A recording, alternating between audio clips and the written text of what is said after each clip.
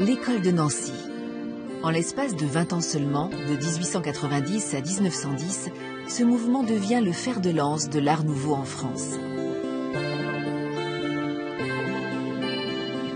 Dopée par l'arrivée massive des Alsaciens et Mosellans refusant l'Allemagne, Nancy se développe et devient la capitale incontestable du Grand Est. Nous vous proposons de partir avec nous sur les traces, parfois dispersées et secrètes, de cet art nouveau nancéien.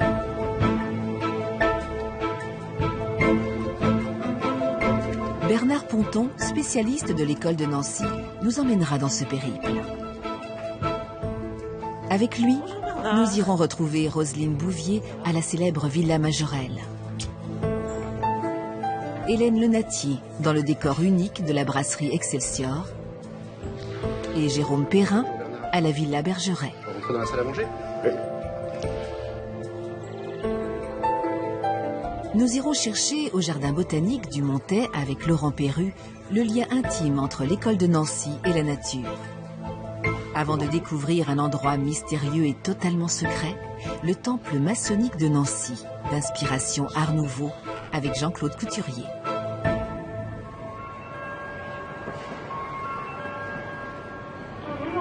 Mais tout d'abord, la gare, avec Bernard.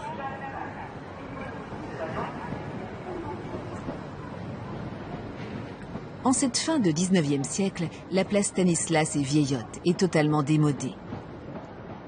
C'est donc plutôt autour de la gare que tout se passe. C'est bien autour de cette ligne de chemin de fer Paris-Strasbourg que Nancy va se développer. Dans ce 19e siècle expansif, la place de la gare va devenir le lieu incontournable pour les Nancéens, incontournable pour les entrepreneurs. C'est là qu'on se retrouve pour prendre le café, c'est là où on se retrouve pour discuter affaires, c'est là où on vient prendre le train. Et donc, autour de cette place vont se développer les grands magasins. Ici, le magasin Réuni que l'on voit au fond, qui est à Nancy, ce que la Samaritaine est à Paris, les banques, des hôtels, un cinéma, et la fameuse salle Poirel, qu'on appellerait aujourd'hui multiculturelle, multifonction, dans laquelle se déroulaient les spectacles de musique les plus avant-gardistes. À la gare, les lieux de convivialité et d'échange ne manquent pas. Un café-brasserie ultramoderne accueille toute l'intelligentsia nancéienne, la brasserie Excelsior. Avec Bernard, nous y retrouvons Hélène Lenatier, historienne de cette période. Bonjour Hélène. Je vous oublie. Je vais pas bien les huîtres. Et regardez les huîtres. On rentre là dans un lieu qui est quand même un lieu emblématique de l'école de Nancy, qui a été réalisé par plusieurs artistes, Majorelle, Gallet, Gomme, Gruber.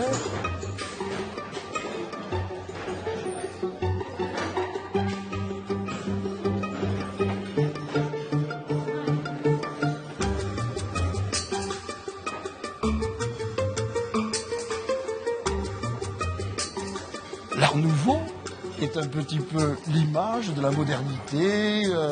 Qui n'est pas spécifiquement nancéen, que l'on retrouve dans toute l'Europe, et les artistes de Nancy, les premiers, ont travaillé avec l'Europe entière.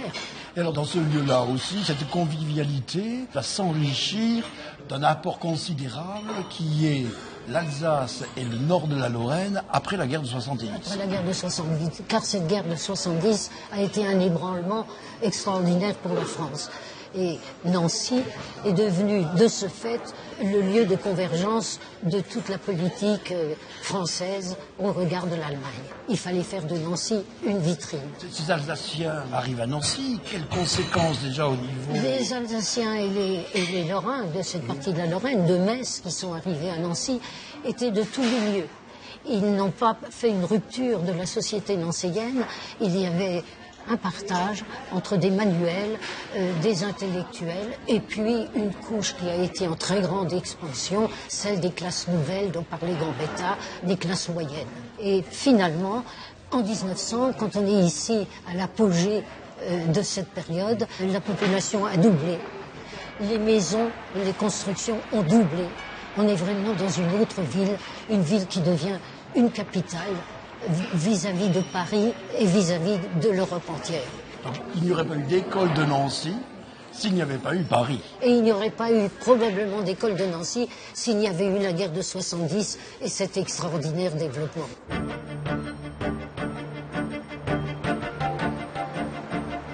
À quelques pas de là, toujours près de la gare, toujours avec Hélène, nous nous rendons à la Chambre de commerce et d'industrie et ses splendides vitraux signés Gruber, symbole de la puissance économique de Nancy à cette époque.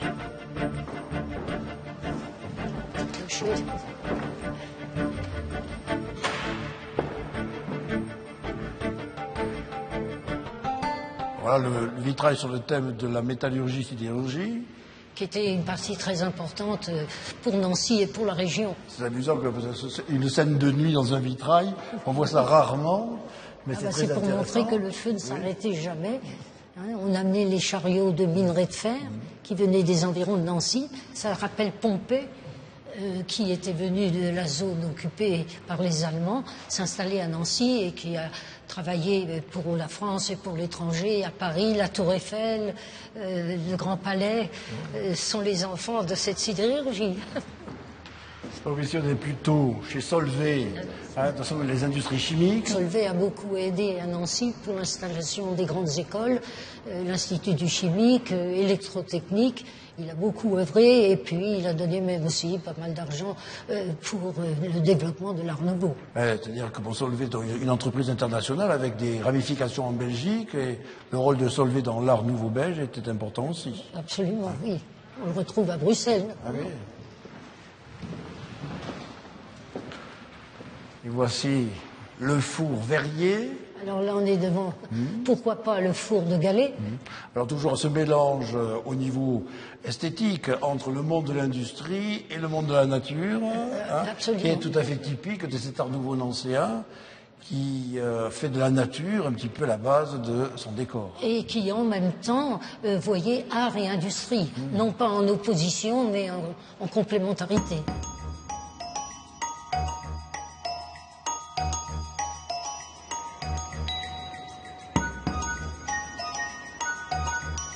C'est au jardin botanique du Montet, si dynamique au début du XXe siècle, que nous allons tenter de comprendre, avec l'aide de son conservateur, Laurent Perru, ce lien si profond entre la nature et l'école de Nancy. Et surtout avec son précurseur, Émile Gallet. Au XIXe siècle, à Nancy, il y a une vraie passion pour la plante, pour l'observation de la nature, à la fois de la population jusqu'à des gens qui sont scientifiquement très élevés. Voilà. Alors les gens se réunissent au sein de sociétés d'horticulture, de sociétés savantes. Ils développent des qualités de jardiniers. Ils échangent énormément de plantes. Alors on a un des plus célèbres représentants de l'horticulture de pointe ici à Nancy, en la personne de Victor Lemoine, qui va développer toute une gamme d'hybrides. C'est l'un des plus grands hybrideurs du monde, reconnu à ce titre dans plein de pays comme les USA, le Canada et la Russie, et qui va créer des centaines de variétés de plantes, dont ces fameux lilas. Il va créer plus de 200 variétés. On trouve des vieilles variétés Lemoine dans quasiment tous les jardins à Nancy, même encore actuellement. Et notre Émile Gallet, naturaliste, botaniste.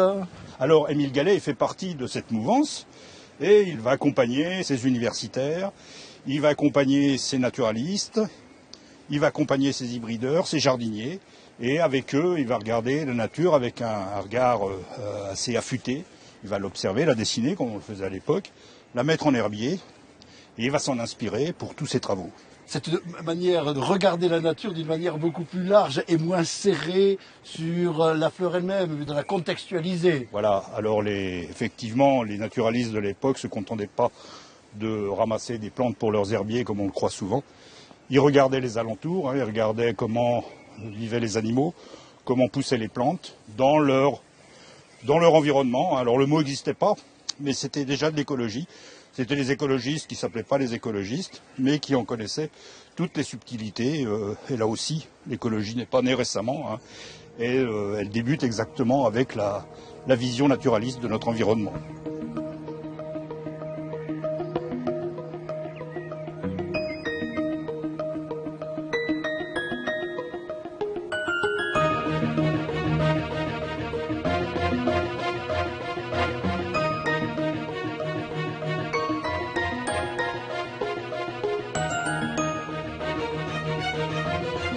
C'est dans la fameuse maison Bergeret, aux accents d'art total, que Bernard nous emmène rencontrer Jérôme Perrin, historien d'art.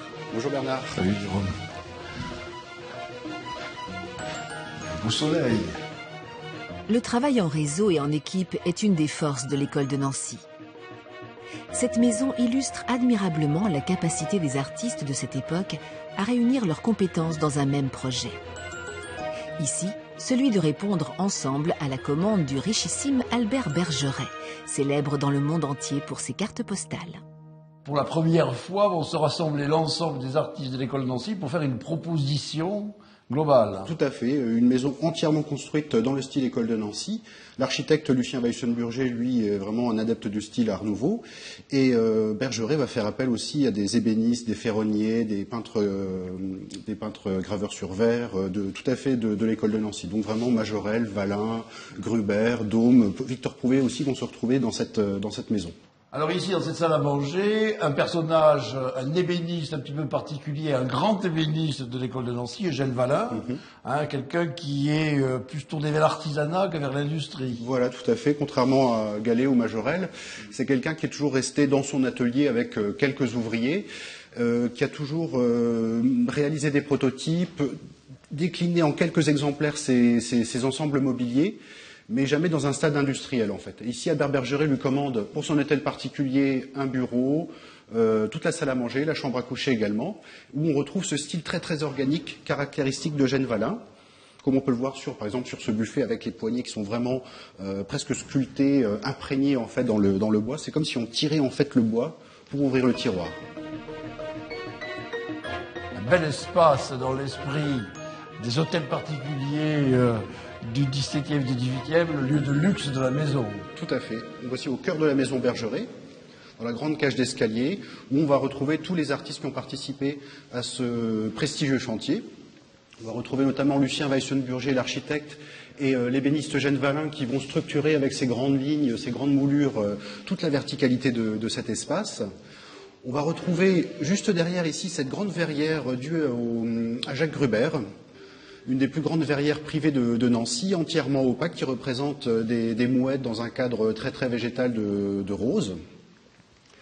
Un autre artiste qu'on va retrouver au plafond cette fois-ci de la maison Bergeret, qui est Victor Prouvé, qui va réaliser cette grande peinture décorative où on va retrouver 4 femmes et des colombes qui font le lien avec les mouettes qui sont sur le vitrail de Gruber.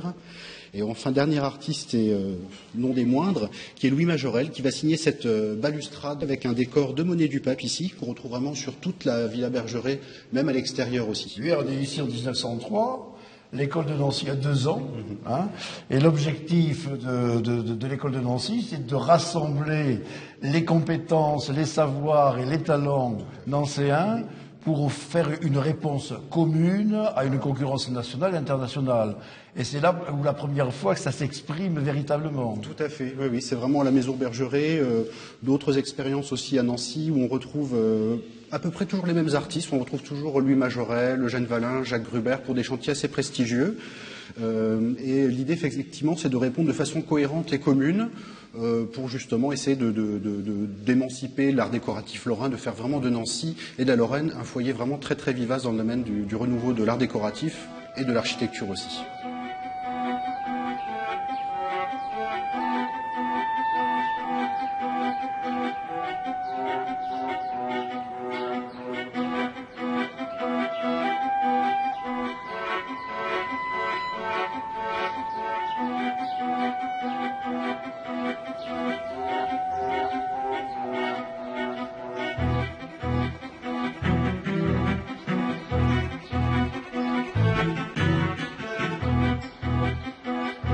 Avec Louis Majorelle, l'école de Nancy lance les prémices du marketing. Cette maison célèbre et originale servira à créer les fameux catalogues Majorelle. C'est l'invention du mobilier de démonstration. Après avoir traversé tout Nancy, nous retrouvons Bernard à la Villa Majorelle et Roselyne Bouvier, historienne d'art. Bonjour Bernard. Salut Roselyne. Ça va? Alors, Ça va. Ben, je viens de traverser Nancy et on m'a dit que la Villa Majorelle était la tour Eiffel la tour Eiffel nancéenne. Ben, tu as raison. Voilà. C'est le monument le plus visité de Nancy, mais à juste titre parce que c'est une architecture étonnante, parce que elle est Art Nouveau à l'extérieur et à l'intérieur, et puis elle est surtout la réalisation, la réponse d'une collaboration étroite entre un architecte, Henri Sauvage, jeune architecte, 25 ans, quand on lui a passé commande, et un commanditaire, Louis Majorelle, ébéniste, avec une notoriété déjà un peu connue sur la place, une réputation internationale. Et c'est vraiment la cohésion étroite, hein, puisqu'à certains moments, on ne sait même pas qui dessine les portes ou des choses comme ça. C'est vraiment cette cohésion étroite, cette amitié entre deux hommes qui donne justement cet aspect d'art total et qui se répond, voilà. C'est une architecture qui est avant-gardiste par rapport à tout ce qui va se construire à Nancy, qui sera un tout petit peu plus tardif. Et oui, parce qu'André ne s'installe qu'en 1902 à Nancy. Et puis cette maison qui a été construite, les plans ont été faits en 1898, construite 1900-1901, meublée 1900 à 1902, dans toutes les revues d'art décoratif internationales, allemandes, françaises et anglaises, elle est citée comme étant un exemple d'architecture moderne. Donc, ce qui est intéressant dans la Villa Majorelle, c'est le rapport, la cohérence entre la façade, l'architecture et la décoration intérieure. Et ça commence par le motif de la monnaie du pape, que l'on voit ici sur la porte, reprise sur le décor en pochoir, reprise dans le mobilier, ce porte-parapluie, le vitrail ici de Jacques Gruber, et nous arrivons dans l'élément le plus intéressant de la maison, qui est la cage d'escalier. C'est un espace qui est très dynamique, très ondoyant. Hein, la rampe est soutenue par des éléments qui tournent de plus en plus. Et on a une impression de légèreté, on a une impression extrêmement vivante et dynamique. Hein. Et puis, la cage d'escalier est quand même très bien éclairée. Alors, salle à manger ? Salle à manger. Monsieur est servi ?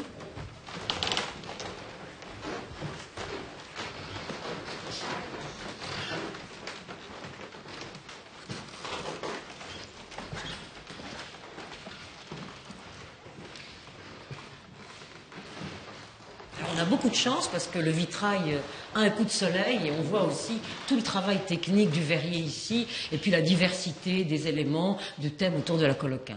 Alors la salle à manger, c'est aussi une pièce intéressante parce que d'abord, la salle à manger dans une maison, dans une villa à la fin du 19e est la pièce, j'allais dire bourgeoise. Hein. Elle dit le statut social, elle dit aussi peut-être la richesse des habitants, du commanditaire, à tel point que Louis Majorelle, très rapidement, s'est rendu compte que en la photographiant, il pouvait en faire un élément de communication.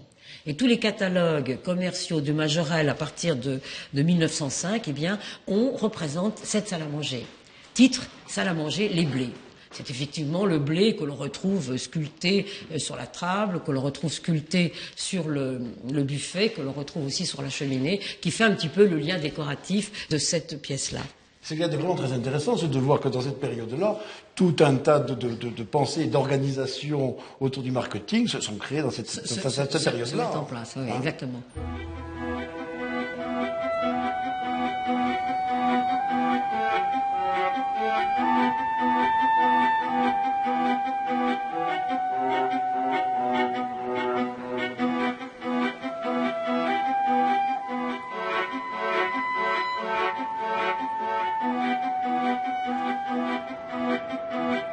C'est dans une petite rue discrète derrière la cathédrale que nous retrouvons Bernard pour une visite originale et pleinement inédite, au cœur de la franc-maçonnerie nancéienne.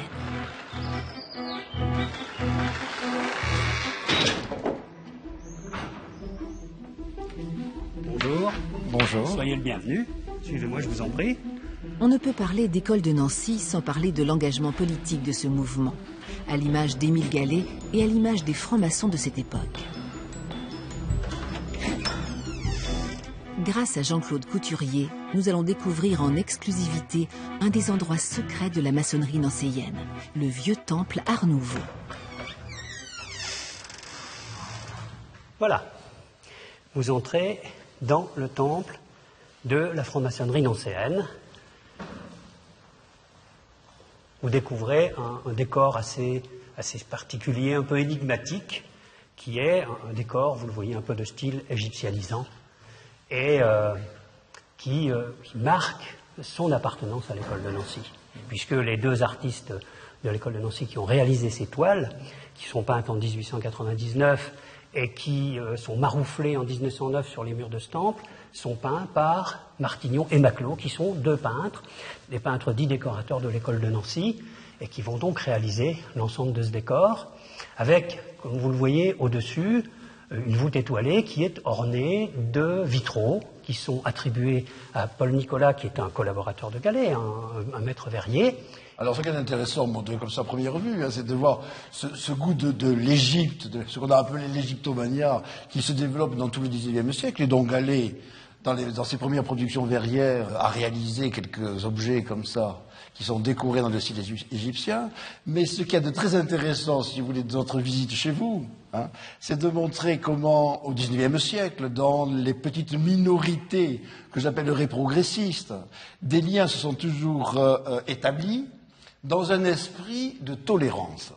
Oui, nous sommes vraiment ici dans un creuset de tolérance, comme vous dites, d'idées progressistes. Alors, on voit à quel point Gallet, des gens comme Gallet, des gens comme Keller, qui ne sont pas francs-maçons, vont effectivement se retrouver confrontés aux maçons avec lesquels ils partagent l'essentiel de leur idéal. Un idéal humaniste, un idéal républicain, qui va les mener tout droit d'ailleurs sur un chemin commun, une aventure commune que sera l'affaire Dreyfus. Alors en 1900, on est quand même très loin de la révision du procès. Et donc là, il fallait effectivement beaucoup de courage. Et à Nancy, il y avait une hystérie antisémite incroyable, qui était accompagnée, on est bien obligé de le dire, aussi par l'Église. Et il y a eu vraiment une aventure commune entre Gallet, Keller, qui n'était pas non plus franc-maçon, et l'ensemble des maçons de la loge qui se sont voués à la défense de Dreyfus. Alors Gallet, en plus, là encore, on voit que c'est un homme très engagé. Il n'avait pas besoin de ça. Au contraire, on sait qu'il est même très très mal vu sur Nancy. Mais en même temps, il va s'engager. Il s'engage dans les journaux. Et puis, il va être l'un des initiateurs de la Ligue des droits de l'homme. Alors, il y a quelque chose de très intéressant qui est lié en partie à tout ce mouvement d'idées philosophiques. C'est la conviction que porte Gallet, comme les maçons, qu'il faut donner aux classes populaires, aux classes défavorisées, accès à la culture. Alors c'est la création de l'Université populaire de Nancy, qui n'est pas une création purement nancéenne, mais qui va être impulsée par Gallet, par des gens comme Keller et par les francs-maçons, et qui va donner la possibilité aux ouvriers d'assister à des conférences, de suivre des cours en dehors de leurs activités professionnelles.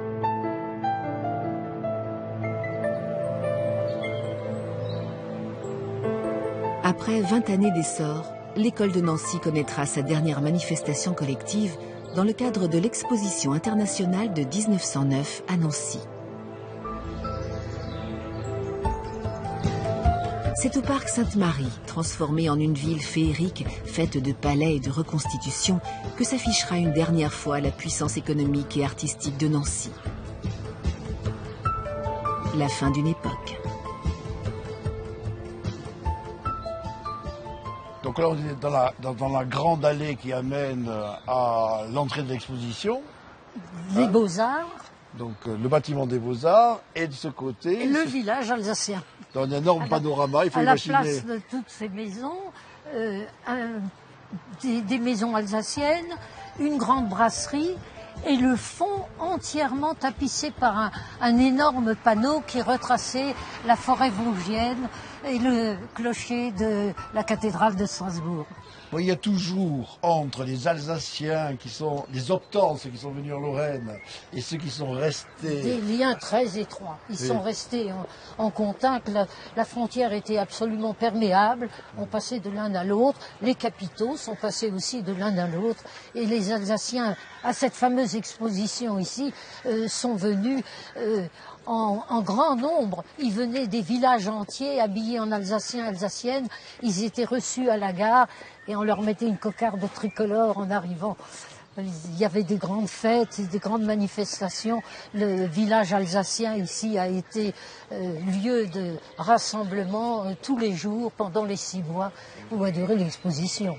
Alors donc il reste dans ce parc la dernière maison alsacienne qui symbolise toute cette période, cette maison qu'une équipe avec Stoffel était allée chercher en Alsace. Revenons à cette exposition, à cette grande exposition qui est en définitive une espèce de grande vitrine commerciale. Il y a le palais de l'industrie, il y a le palais de la métallurgie, le palais de l'électricité, donc un grand déploiement de vitrines de cette Lorraine qui est un Eldorado. Qui a ébloui tous ceux qui y sont venus. C'était un véritable triomphe. Ça a été 6 mois d'allégresse dans Nancy.